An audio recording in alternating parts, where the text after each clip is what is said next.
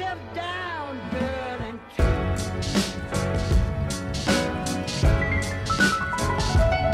Kagabi, may kinuha tayong goma. Thick boy! Ano? 205, 55 or 15 guys. Napaka-thick niya, no? So, yan. Ikakarga lang natin to ngayon. Tapos kukunin natin yung mags. Ipapayos natin yung starter ni Ria para tumakbo na siya kasi ito siya ngayon. Ayan. Tambak siya guys ilang araw. Simula nung binagyo, hindi ko talaga malabas kasi umuulan. Ano? Pero, ayan. Meron tayong bagong goma.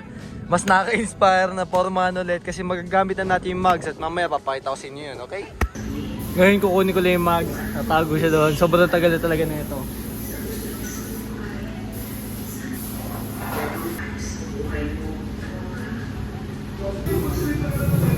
Ito yung loob. Yung labas, madumi na siya sobra. Hindi natin mamumukhaan. Mamaya pupunasan natin ito para bago ilagay, no? Malinis. Let's go. Isa to sa mga problema ni Ria, no? Pati si Dumani. Pero yan, ito yung starter motor ng dock. Dadalhin natin dito, papagawa natin. Dito ako nagpapagawa sa Armen, sa Misan Roque. Kung alam nyo to, ayan o. Magaling to mga to. Okay na, dinap off na natin. And dami lang ginagawa dito, basta mga sensor, electrical works. Dito lang yan, along the highway. Armen, yan, hahanapin nyo lang yan, Armen. Papunta San Pablo. Diyan ako nagpapagawa ng mga starter o kaya mga motor-motor kung ano man. Karga na natin. Tignan nyo naman yung dala ko dito sa likod, punong-puno. Kaya pala ng Swift to eh. Nito, nag-enjoy ako dito sa Swift, Suzuki Swift. Parang yung kay Brother Ramon, ano. So, interested ako buuin siya na parang Swift Sport. Yun yung ating catalog build. So, soon, tingnan natin, unti-unti natin. Medyo matugo din yung pyesa ng Swift eh. Pero shoutout sa mga nagbubuo na Swift dyan. Kami, avid fan talaga kami ng Suzuki dati pa. Dating meron kaming Suzuki Desire and na-total wreck yun ng tatay ko actually. So yan, natuwa ako, bumili siya nito, manual pa, ano. Yung isang mags dito pa. Kakabit lang natin yan, excited ako kung ano magiging tsura and hopefully mamaya makabit na natin sa kotse natin. Kaya yan, let's go! It's time! Ano, test ride? Ride tayo! Hindi lang test ride tayo bro. Gumawa ng big bike eh. NK lang. Okay. Pero ano pa rin, 600cc lang, iiwan pa rin ako eh. Ano? R6 guys, oh. Ewan ko lang kung mahilig sa big bike ah. Pero ito yung isa sa mga best sounding na inline 4 engine talaga. Diba? Grabe, diba?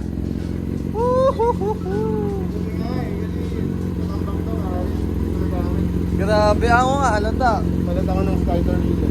Ayan na. Sokas. It's back. Madumi lang ngayon madumi lang ngayon. Mamaya panasan natin yan, may kita nyo yan. So, ito yung black chrome na T37 na pinapowder coat natin dito sa Rhino Hot Coats powder coating. Ano? Yan, the one and only Nico. I'm back. Ayan. Nakakatuwa, kita nyo naman. Ewan ko kung napanood yung series natin na yun na pinapowder coat natin valve cover, yung lahat na pang ilalim at yung mag specifically. Dito lang yan sa may Tanawan, Minute Burger. And ito yung mga ibang ginagawa nila. And maganda ngayon, meron silang... Actually, di ba parang may mga iba ka ng may iba ka ng mga powder ngayon? Oo, mga limited colors natin. Simula nung nawala ako, yung update dito sa Rhino Hot Coats. Kamusta naman? So, carry na tayo ng prismatic colors. Pwede yun i-pre-order. Meron din on hand. So, yun. Basically, kahit ano, no? Oo, and mga, may bina-workout pa kami na maganda-ganda. Maganda-ganda, oo. Ayan, pinupunasan na nila. Uy, mags pala yan. Kala ko kanina, antique.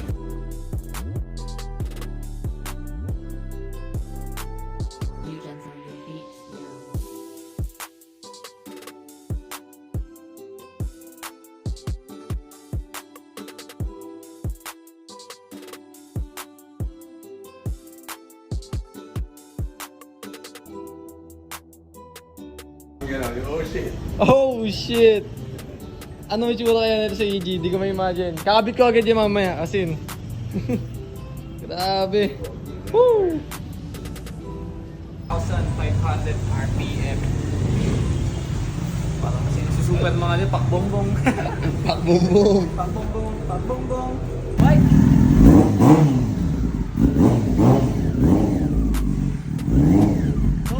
Gold. Salamat ah. Welcome bro. Okay na. Nice deal. Ano bro? Ano masasabi mo? Gusto mo niyanan? Wala akong masabi, men. Grabe, teka lang. Woo! Sira ulo yung motor na yan, men. Parang pagkababa mo pala, doon mo pala, oh shit, yung pala yung takbo kanina, no? Hindi bro, iba ang inline 4. Oo, men. Iba ang inline 4 na nagre-rev ng ganong kataas. Grabe. Nice bike. Nice bro. bike. Nice bike.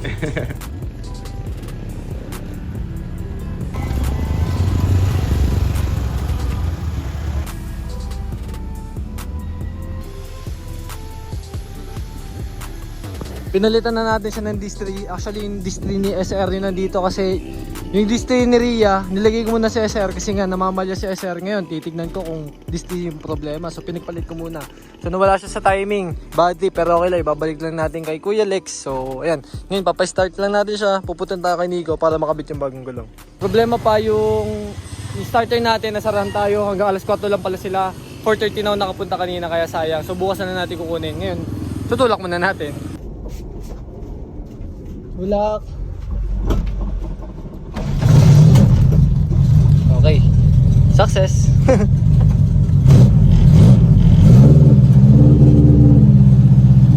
Okay. Sa wakas, andito na tayo sa Reinhardt Coats. Papalitan na namin ng goma. Ito ilalagay natin at sobrang saya. As in, sobrang excited ako kung ano magiging itsura nito. Sobrang meaty niya, no?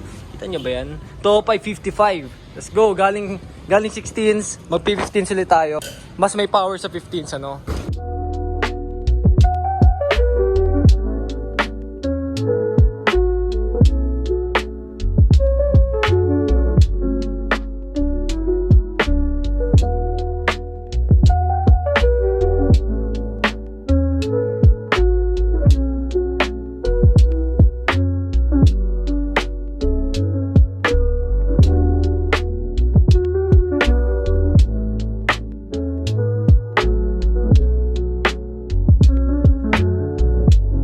Okay. Bago ibaba. Tingnan nyo naman yan. Grabe. Sige bro. Game. Bang. Grabe. Okay, mataas yung likod. Ayusin natin yan. Pero yung harap. Uy.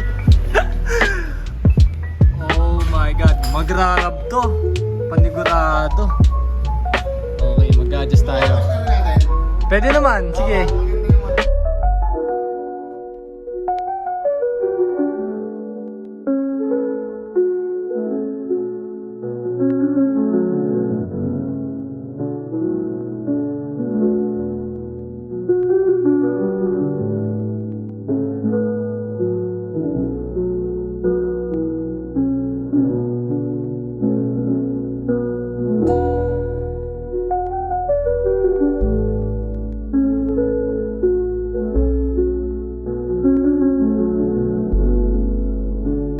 Grabe, parang ibang kotse tuloy, no? Naninibago ako ngayon, kakarush natin, medyo madumi siya, natambakan natin yan.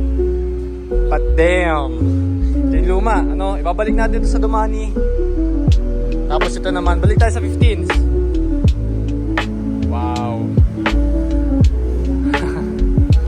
And it's time para bigyan natin ng konting TLC nga to si Ria. Babalik lang ulit tayo sa pagbuo dito. Yun, tatapusin na natin yung pintura niya, bubugaan na natin yan. Kasi kung di nyo alam, wala pa siyang top coat ngayon, sa totoo lang. Kasi undecided pa rin ako sa magiging kulay niya. Kaya tingnan nyo naman, oh. Sumayat ako. Peace. Buti na lang, murig to guys. Malambot. Kaya hindi siya masyadong, alam mo yun, kapag sumasayad siya, bebenda lang. Pero kahit na, ayan, nadali tayo dyan. Medyo mataas yun, no? Ayan. Sa liwasan yan, shoutout kay Kuya Patrick. Nadali tayo dyan. Pero, damn. Grabe.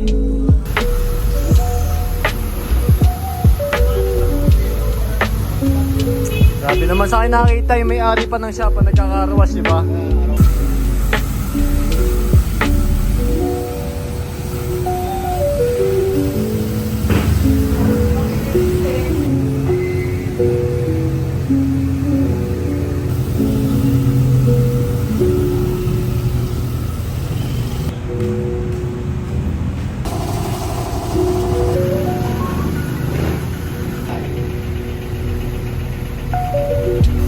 Sumugal nga lang tayo dyan sa kulay na yun eh. Hindi natin alam kung babagay talaga pero... Ayun eh. Unang beses ko yung titurahan.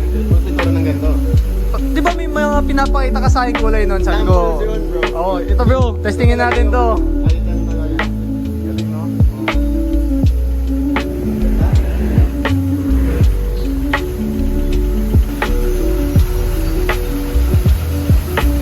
Portrait landscape.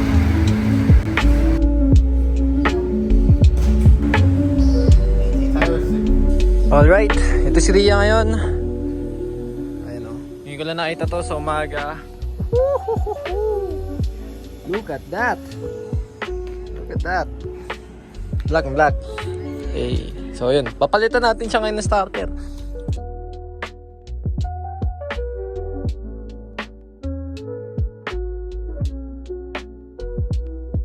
Okay. Ito yung luma. Ito yung bago. Hindi man bago pero ito yung isa ko pang spare. So yung sira nito carbon daw, 700 lang yung paggawa ko. Good deal na yun siguro kasi yung bago nito parang 3.5 o more or less 4K 3.5 depende sa seller. Ayan, lumakas. So nakapitan natin yung bagong starter. So yan, check natin. Double check lang kung naigpitan ko lahat. Okay. Okay, let's go. Oh, bakit ganon?